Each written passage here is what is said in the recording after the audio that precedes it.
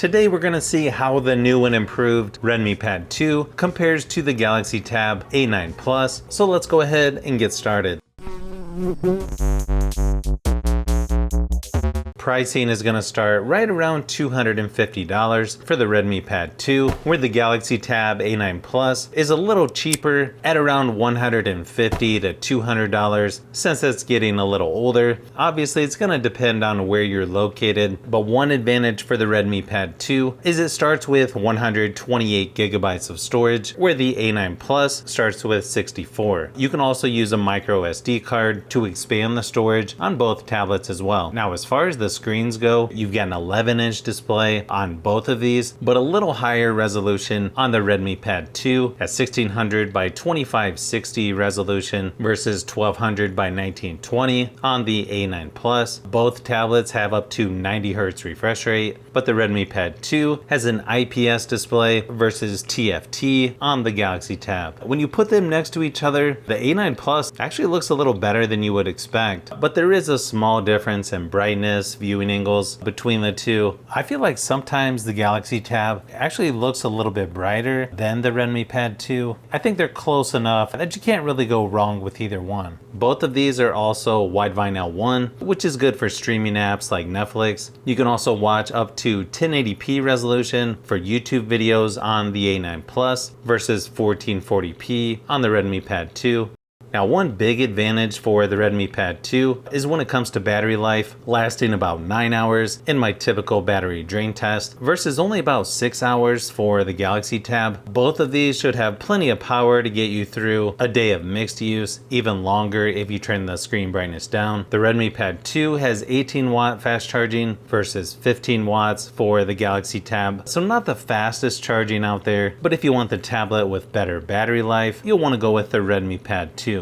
Now, software-wise, both of these are on Android 15 as of this video. Of course, things are a little bit different as far as style and where things are located. The Redmi Pad 2 actually looks like a mix between Android and an iPad. You'll still be able to do a lot of the same things on both of these, but I feel like Samsung has a couple extras, like the Edge panel over on the side. You also have Samsung DeX if you want to be a little more productive. You also have the taskbar down at the bottom, which makes it a little easier to switch back and forth between apps on the Galaxy Tab. You can also do split screen and floating windows on both tablets as well. As far as software updates, you get 2 major software updates for the Redmi Pad 2 with 3 years of security updates versus 3 years major software updates on the Galaxy Tab A9 Plus with 4 years security updates. So definitely the advantage goes to the Redmi Pad 2 since the Galaxy Tab is already 2 years old. Now, of course, a lot of this is going to be personal preference when it comes to the software, but I don't think you can go wrong with either one.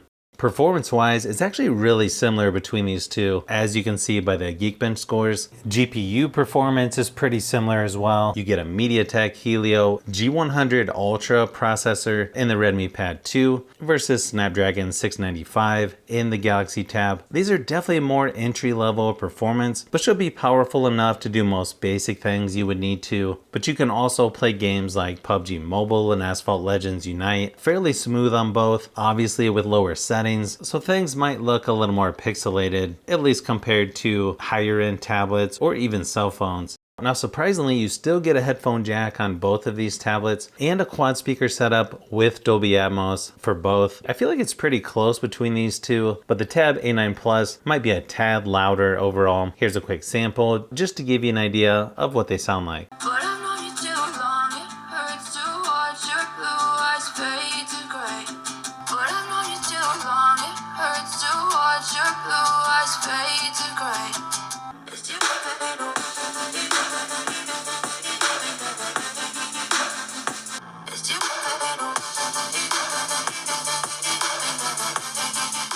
Now, when it comes to cameras, these are sort of what you would expect for budget tablets, so they're not going to be the greatest out there. You've got an 8 megapixel on the back and 5 megapixel on the front for both of these. If you're doing Zoom meetings or other video conference calls, these might look okay as long as you have good lighting, but here's a quick sample of each just to give you an idea of what to expect.